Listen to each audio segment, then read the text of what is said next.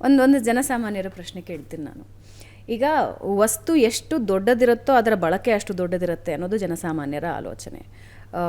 ವಸ್ತು ಎಷ್ಟು ಸಣ್ಣದಾಗುತ್ತೋ ಅದರ ಬಳಕೆ ಅಷ್ಟು ಕಡಿಮೆ ಆಗುತ್ತೆ ಅಂತ. ಆದರೆ ನ್ಯಾನೋದಲ್ಲಿ ಇದು ಉಲ್ಟಾ ಇದೆ.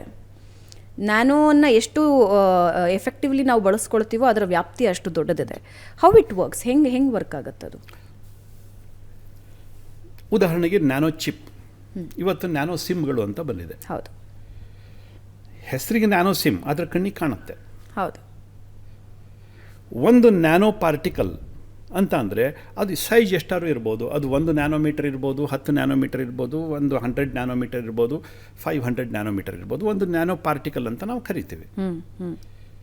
ಇದರ ಎಷ್ಟು ಆಟೋಮ್ಗಳಿರ್ತವೆ? ಬಿಲಿಯನ್ಸ್ ಆಫ್ ಆಟೋಮ್ಸ್ಗಳು ಒಂದು ನ್ಯಾನೋ ಇದರಲ್ಲಿ ಇರ್ತವೆ.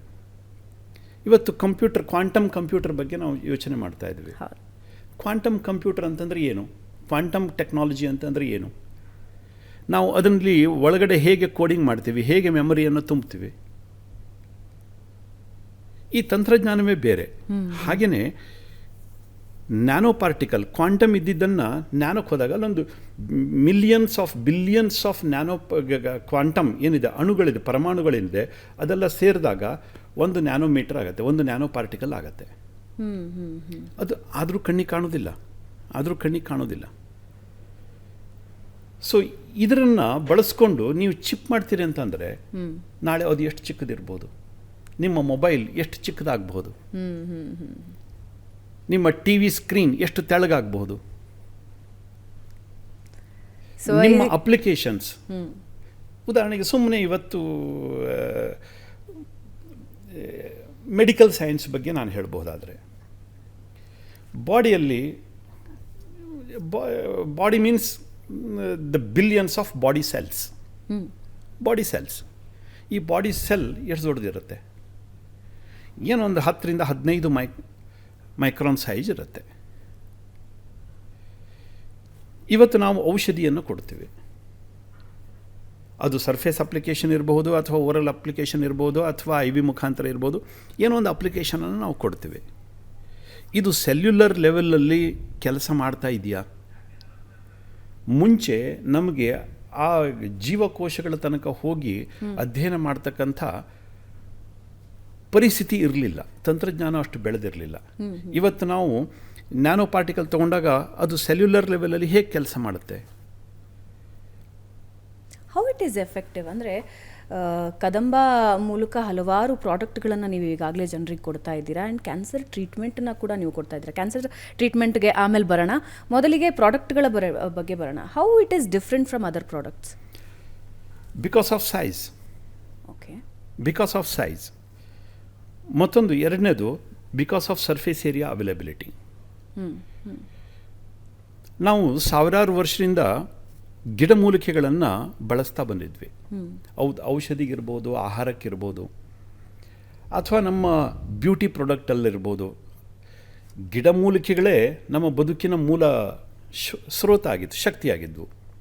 ಇತ್ತೀಚೆಗೆ ಅಲೋಪತಿ ಆ ಸಿಸ್ಟಮ್ ಬೆಳೆದು ಬಂದ ನಂತರದಲ್ಲಿ ಕೆಮಿಕಲ್ ಮಾಲಿಕ್ಯೂಲ್ಸನ್ನು ನಾವು ಬಳಸಲಿಕ್ಕೆ ಶುರು ಮಾಡಿದ್ವಿ. ನಾನು ಮೆಡಿಕಲ್ ಸೈನ್ಸ್ನಲ್ಲೇ ಹೇಳ್ತೀನಿ. ಮುಂಚೆ ಇದೇ ಗಿಡಗಳು, ಇದೇ ಬೇರುಗಳು, ಇದೇ ಹೂವುಗಳು, ಹಣ್ಣುಗಳು ನಮ್ಮ ಬದುಕನ್ನು ಬೆಳೆಸಿದ್ವು, ನಮ್ಮ ಬದುಕನ್ನು ಕಾಯ್ದಿಟ್ಕೊಂಡಿದ್ವು. ಆಯುರ್ವೇದಕ್ಕೆ ನಾವು ಹೇಳ್ತೀವಿ ಮದರ್ ಆಫ್ ಆಲ್ ಮೆಡಿಸಿನ್ಸ್ ಅಂತ. ಸುಮಾರೊಂದು 5,000 ವರ್ಷ ಅಂತ ಹೇಳ್ತಾರೆ. ಅದಕ್ಕಿಂತಲೂ ಎಷ್ಟೋ ಸಾವಿರ ವರ್ಷಗಳ ಮುಂಚಿಂದನೂ ಕೂಡ ಈ ಹರ್ಬಲ್ ಮೆಡಿಸಿನ್ ಚಾಲ್ತಿಯಲ್ಲಿತ್ತು. ಅದೇ ನಮ್ಮನ್ನು ಬದುಕಿಸ್ಕೊಂಡು ಬಂದಿದ್ದು. ಇವತ್ತಿನ ಆಧುನಿಕ ಔಷಧೀಯ ಪದ್ಧತಿ ಇದು ಬಂದು ಕೇವಲ ಒಂದು 100-150 ವರ್ಷ ಆಯ್ತು ಅಷ್ಟೇ. ಅದಕ್ಕಿಂತ ಹಿಂದಿಂದಲ್ಲ ಇದು. ಹಾಗಿದ್ರೆ ಅವು ಹೇಗೆ ಕೆಲಸ ಮಾಡ್ತಾ ಇದ್ವು? It's A proven technology, proven platform. ನಮ್ಮ ಹತ್ರ ಎಲ್ಲದೂ ಸಿಗ್ತವೆ. ನಮ್ಮಲ್ಲಿ ಆಯುರ್ವೇದದಲ್ಲಿ ನಾವು ಹೇಳ್ತೀವಿ ಆರ್ಗನ್ ಸ್ಪೆಸಿಫಿಕ್ ಹರ್ಬ್ಸ್ ಇದ್ದಾವೆ ನಮ್ಮಲ್ಲಿ. ಅಶ್ವಗಂಧ ಹೇಗೆ ಕೆಲಸ ಮಾಡುತ್ತೆ, ಕೇಸರಿ ಹೇಗೆ ಕೆಲಸ ಮಾಡುತ್ತೆ, ಶತಾವರಿ ಹೇಗೆ ಕೆಲಸ ಮಾಡುತ್ತೆ, ಹೀಗೆ ಸಾವಿರ ಪ್ಲ್ಯಾಂಟ್ಗಳನ್ನು, ಗಿಡ ಮೂಲಿಕೆಗಳನ್ನು ಗುರುತಿಸಿ ಅದರ ನೇಚರ್ ಹೇಗಿರುತ್ತೆ ಏನು ಅನ್ನುವಂಥದ್ದನ್ನೆಲ್ಲ ಕ್ಯಾರೆಕ್ಟರೈಸೇಷನ್ ಮಾಡಿ ನಮ್ಮ ಹಿರಿಯರು ನಿಘಂಟುಗಳನ್ನೇ ಬರೆದಿಟ್ಟಿದ್ದಾರೆ. ಆದರೆ ಏನಾಗ್ತಾ ಇತ್ತು, ನಾವು ಸಾಮಾನ್ಯವಾಗಿ ಅಲೋಪತಿಕ್ ಮೆಡಿಸಿನ್ದಲ್ಲಿ ಮತ್ತು ಆಯುರ್ವೇದಿಕ್ ಮೆಡಿಸಿನ್ದಲ್ಲಿ ಒಂದು ವ್ಯತ್ಯಾಸ ಸಾಮಾನ್ಯವಾಗಿ ಜನಸಾಮಾನ್ಯರ ಭಾಷೆಯಲ್ಲಿ ಹೇಳಬೇಕು ಅಂತಾದರೆ, ಸ್ಲೋ ಆಯುರ್ವೇದಿಕ್ ಮೆಡಿಸಿನ್ ಇದು ಸ್ವಲ್ಪ ಸ್ಲೋ. ರೈಟ್. ಅಲೋಪತಿಕ್ ಮೆಡಿಸಿನ್ ಬೇಗ ತಾಗತ್ತೆ. ಯಾಕೆ? ಅಲೋಪತಿಕ್ ಮೆಡಿಸಿನ್ ಕೆಮಿಕಲ್ ಮಾಲಿಕ್ಯೂಲ್ಸ್, ರಾಸಾಯನಿಕಗಳು. ಆಯುರ್ವೇದಿಕ್ ಮೆಡಿಸಿನ್ ಇದು ನ್ಯಾಚುರಲ್ ಮಾಲಿಕ್ಯೂಲ್ಸ್. ನೀವು ತಗೊಂಡಾಗ ಬಾಡಿಯಲ್ಲಿರ್ತಕ್ಕಂಥ ಎಂಜೈಮ್ಗಳು ಬಿಕಾಸ್ ಆಫ್ ನ್ಯಾಚುರಲ್ ಇಂಗ್ರೀಡಿಯೆಂಟ್ ಇದು ಅವುಗಳನ್ನು ಜೀರ್ಣ ಮಾಡಿಬಿಡ್ತವೆ. ಆಯುರ್ವೇದಿಕ್ ಔಷಧಿಗಳನ್ನು ಜೀರ್ಣ ಮಾಡಿಬಿಡ್ತವೆ. ಬಾಡಿಯಲ್ಲಿರ್ತಕ್ಕಂಥ ಕಿಣ್ವಗಳು ಅಂತ ಕರಿತೀವಿ, ಎಂಜೈಮ್ಸ್ ಅಂತ ಕರಿತೀವಿ, ಅದು ಅದನ್ನು ಜೀರ್ಣ ಮಾಡಿಬಿಡ್ತವೆ. ಬಾಡಿಯಲ್ಲಿ ಅಬ್ಸಾರ್ಬ್ ಆಗ್ತಕ್ಕಂಥ ತುಂಬ ಕಡಿಮೆ ಪ್ರಮಾಣದ ಅಬ್ಸಾರ್ಬ್ ಆದಾಗ ಎಫಿಕಸಿ ಕೂಡ ಅಷ್ಟೇ ಕಡಿಮೆ ಆಗಿರಬೇಕು. ಆದರೆ ಕೆಮಿಕಲ್ ಮಾಲಿಕ್ಯೂಲ್ಸನ್ನು ತೊಗೊಂಡಾಗ ಬಾಡಿ ಎಂಜೈಮ್ಸ್ ಏನಿರ್ತವೆ ಅದು ಕನ್ಫ್ಯೂಸ್ ಆಗ್ತವೆ, ಅದನ್ನು ಡೈಜೆಸ್ಟ್ ಮಾಡಲಿಕ್ಕೆ ಆಗೋದಿಲ್ಲ. ಆಗ ಬಾಡಿ ಅಬ್ಸಾರ್ಬ್ ಮಾಡುತ್ತೆ. ಆಗ ಬಯೋ ಅವೈಲಬಿಲಿಟಿ ಜಾಸ್ತಿ ಆಗುತ್ತೆ. ಬಯೋ ಅವೈಲಬಿಲಿಟಿ ಜಾಸ್ತಿ ಆದಾಗ ಎಫಿಕಸಿನೂ ಜಾಸ್ತಿ ಆಗಬೇಕು. ನಾವೇನು ಮಾಡಿದ್ವಿ ಇದರಲ್ಲಿ, ಆ ಮಾಡರ್ನ್ ಟೆಕ್ನಾಲಜಿಯನ್ನು ತಗೊಂಡ್ವಿ. ಓಕೆ, ಹೇಗೆ? ಉದಾಹರಣೆಗೆ ಕೆಮಿಕಲ್ ಮಾಲಿಕ್ಯೂಲ್ ಎಂಜೈಮ್ಸ್ ಅದನ್ನು ಡೈಜೆಸ್ಟ್ ಮಾಡಲಿಕ್ಕೆ ಆಗೋದಿಲ್ಲ. ನಾವು ನಮ್ಮ ಹಿಂದಿನ ಪದ್ಧತಿಗಳಲ್ಲಿರ್ತಕ್ಕಂಥ ಬಂಗಾರವನ್ನೇ ತೊಗೊಂಡ್ವಿ, ಗೋಲ್ಡನ್ನು ತೊಗೊಂಡ್ವಿ, ಅದನ್ನು ನ್ಯಾನೋ ಕನ್ವರ್ಟ್ ಮಾಡಿದ್ವಿ. ಇಲ್ಲಿ ಆಯುರ್ವೇದದಲ್ಲಿ ಹೇಳಿರ್ತಕ್ಕಂಥ ಎಲ್ಲ ಗಿಡಮೂಲಿಕೆಗಳನ್ನು ತೊಗೊಂಡ್ವಿ, ಅದನ್ನು ಕೂಡ ಕನ್ವರ್ಟ್ ಮಾಡಿದ್ವಿ, ನ್ಯಾನೋ ಕನ್ವರ್ಟ್ ಮಾಡಿದ್ವಿ. ಆ ಗೋಲ್ಡ್ ನ್ಯಾನೋ ಪಾರ್ಟಿಕಲ್ ಮೇಲೆ ಈ ಹರ್ಬಲ್ ನ್ಯಾನೋ ಪಾರ್ಟಿಕಲ್ಸನ್ನು ನಾವು ಲೋಡ್ ಮಾಡಿದ್ವಿ, ಬಾಡಿಯಲ್ಲಿ ಕೊಟ್ವಿ. ಎಷ್ಟು ಸುಂದರವಾಗಿ ಬಾಡಿ ಅಬ್ಸಾರ್ವ್ ಮಾಡಲಿಕ್ಕೆ ಶುರು ಮಾಡ್ತು. ಸುಮಾರು ಒಂದು 25 ವರ್ಷದ ಅಧ್ಯಯನ ಇದೆ ಇದರಿಂದಗಡೆ. ಒಂದು ಔಷಧಿಯನ್ನು ನಾವು ಜನರಿಗೆ ಕೊಡಬೇಕಾದ್ರೆ ಅದರ ಹಿಂದ್ಗಡೆ ಸುದೀರ್ಘವಾಗಿರ್ತಕ್ಕಂಥ ಒಂದು ಅಧ್ಯಯನ ಇರುತ್ತೆ. ಹಾಗೆಯೇ ನಾವು ಮನಸ್ಸಿಗೆ ಬಂದಿದೆ ಅದಕ್ಕೋಸ್ಕರ ಏನೋ ಮಾಡಿದ್ವಿ ಕೊಟ್ವಿ, ಹೀಗೆ ಮಾಡಲಿಕ್ಕೆ ಆಗೋದಿಲ್ಲ. ಆ ವೈಜ್ಞಾನಿಕ ಹಿನ್ನೆಲೆಯಲ್ಲಿ ಅದನ್ನು ಸೆಲ್ಯುಲರ್ ಅಪ್ಟೇಕ್ ಎಷ್ಟಿರುತ್ತೆ, ಅದರದ್ದು ಟಾಕ್ಸಿಸಿಟಿ ಏನು, ಎಫಿಕಸಿ ಏನು, ಅಷ್ಟ ನಂತರದಲ್ಲಿ ಬೇರೆ ಎನಿಮಲ್ ಮಾಡೆಲಿಂಗ್ ಹೇಗೆ, ಆಮೇಲೆ ಹ್ಯೂಮನ್ ಟ್ರಯಲ್ ಹೇಗೆ, ಇದೆಲ್ಲದನ್ನು ಹಂತ ಹಂತವಾಗಿ ಅಂತಾರಾಷ್ಟ್ರೀಯ ಮಟ್ಟದಲ್ಲಿ well established regulatory system it is there. We have to follow that. ಹೀಗೆ ಮಾಡಿದಾಗ ನಮಗೆ ಗೊತ್ತಾಯಿತು. ಇದ್ರ ಮತ್ತೊಂದು ಬ್ಯೂಟಿ ಹೇಳ್ತೀನಿ. ಈ ನ್ಯಾನೋ ಕಣಗಳನ್ನು ನಾವು ಮಾಡಿ ಅದರ ಮೇಲೆ ಹರ್ಬಲ್ ನ್ಯಾನೋ ಪಾರ್ಟಿಕಲ್ಸನ್ನು ಲೋಡ್ ಮಾಡಿದಾಗ ಮುಂಚೆ ನಾವೇನು ಒಂದು 10 ml ಕುಡಿತಿದ್ವಿ, ಔಷಧಿ ಕುಡಿತಿದ್ವಿ, ಅದರಲ್ಲಿ not even 0.1 ml body absorb ಮಾಡ್ತಿತ್ತೋ ಇಲ್ಲೋ ಗೊತ್ತಿಲ್ಲ. ಅದೊಂದು ದೊಡ್ಡ ಕ್ವಶನ್ ಮಾರ್ಕ್ ಇದೆ.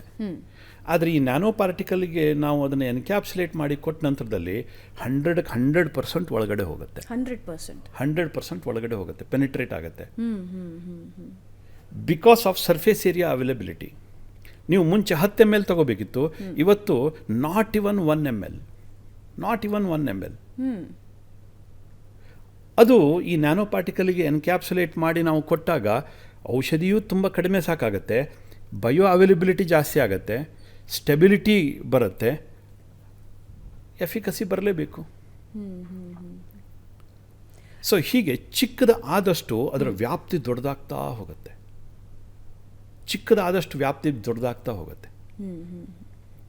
ಅದಕ್ಕೆ ನಾವು ಎಷ್ಟೋ ಸರಿ ಹೇಳ್ತೀವಿ, ಒಂದು ವ್ಯಕ್ತಿತ್ವವನ್ನು ಅಳಿಬೇಕಾದ್ರೆ ಅವನು ಎಷ್ಟು ದೊಡ್ಡ ಕೆಲಸ ಮಾಡಿದ್ದಾನೆ ಅನ್ನುವಂಥದ್ದು ತುಂಬ ಮುಖ್ಯ ಅಲ್ಲ. ಚಿಕ್ಕ ಕೆಲಸಗಳನ್ನು ಎಷ್ಟು ಸುಂದರವಾಗಿ ಮಾಡ್ತಾನೆ ಅದು ತುಂಬ ಇಂಪಾರ್ಟೆಂಟ್. ಅವನ ಶಿಸ್ತಿನ ಬದುಕು, ಒಬ್ಬ ವ್ಯಕ್ತಿಯ ಶಿಸ್ತಿನ ಬದುಕು ಅವನು ಹಾಕೋ ಸೂಟ್ ಬೂಟ್ನಲ್ಲಿ ಇರುವುದಿಲ್ಲ, ಅವನು ಹಾಕೋ ಡ್ರೆಸ್ನಲ್ಲಿ ಇರುವುದಿಲ್ಲ. ಬೆಳಗ್ಗೆ ಎದ್ದ ತಕ್ಷಣ ಬೆಡ್ಶೀಟನ್ನು ಹೇಗೆ ಮಡಿಸಿಡ್ತಾನೆ,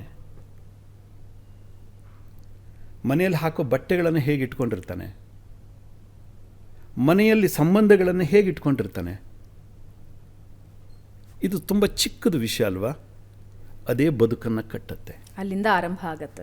ಬದುಕನ್ನು ಅಲ್ಲಿಂದನೇ ನೋಡಬೇಕಾಗತ್ತೆ.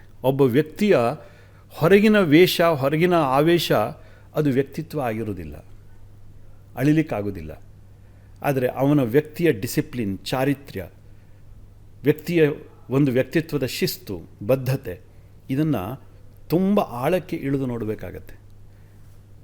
ನೀವು ಮನೆಯಲ್ಲಿ ಎಲ್ಲಾದರೂ ಹೋದಾಗ ಸುಂದರವಾಗಿ ಕಲಾಕೃತಿಗಳನ್ನು ಜೋಡಿಸಿಟ್ಟಿರ್ತಾರೆ, ನೋಡ್ಲಿಕ್ಕೆ ತುಂಬ ಚೆನ್ನಾಗಿ ಕಾಣುತ್ತೆ. ನೀವು ಮನೆಯನ್ನು ಹೋಗಿ ನೋಡಬೇಕು ಅಂತಂದರೆ ಅವ್ರ ಮನೆ ಎಷ್ಟು ಚೆನ್ನಾಗಿಟ್ಟು ಆ ಮೂಲೆ ನೋಡಿದ್ರೆ ಗೊತ್ತಾಗುತ್ತೆ ಎಷ್ಟು ಕಸ ಇರುತ್ತೆ ಅಂತ. ಯಾರೋ ಬಂದರು ಅಂತ ಕರ್ಟನ್ ಸರಿ ಮಾಡಿಟ್ಟು ಹಾರ ಹಾಕಿ ಎಲ್ಲ ಮಾಡಿ ಎಲ್ಲ ಆರ್ಟಿಕಲ್ಸ್ಗಳನ್ನೆಲ್ಲ ಸರಿಯಾಗಿ ಜೋಡಿಸಿಟ್ಟು ಮಾಡಿಬಿಟ್ಟಿರ್ತಾರೆ, ಶೃಂಗಾರ ಮಾಡಿಟ್ಟಿರ್ತಾರೆ. ಆದರೆ ಎಲ್ಲೋ ಮೂಲೆಯಲ್ಲಿ ನೋಡಿದಾಗ ಗೊತ್ತಾಗತ್ತೆ. ಹಾಗೆಯೇ ಚಿಕ್ಕದನ್ನು ಗಮನಿಸ್ಕೊಂಡು ನಾವು ಮುಂದೆ ಬಂದಾಗ ದೊಡ್ಡ ವ್ಯಕ್ತಿತ್ವ ಬೆಳೆಯುತ್ತೆ. ವ್ಯಕ್ತಿತ್ವ ಯೂನಿವರ್ಸಿಟಿಗಳಲ್ಲಿ ರೂಪುಗೊಳ್ಳೋದಿಲ್ಲ, ವ್ಯಕ್ತಿತ್ವ ಸಂಸ್ಕಾರದಲ್ಲಿ ರೂಪುಗೊಳ್ಳುತ್ತೆ. ಚಿಕ್ಕ ಚಿಕ್ಕ ಸ್ವಭಾವಗಳಿಂದ, ಚಿಕ್ಕ ಚಿಕ್ಕ ಆಚರಣೆಗಳಿಂದ, ಅದರಿಂದ ದೊಡ್ಡ ವ್ಯಕ್ತಿತ್ವ ಬೆಳೆಯುತ್ತೆ. ಅದೇನೇ ನ್ಯಾನೋ ತಂತ್ರಜ್ಞಾನ. ನೀವು ಕೆಳಗಡೆ ಇಳಿದಷ್ಟು, ಚಿಕ್ಕದಾಗಿ ಯೋಚನೆ ಮಾಡಿದಷ್ಟು ದೊಡ್ಡ ಸಾಧನೆ ಆಗುತ್ತೆ.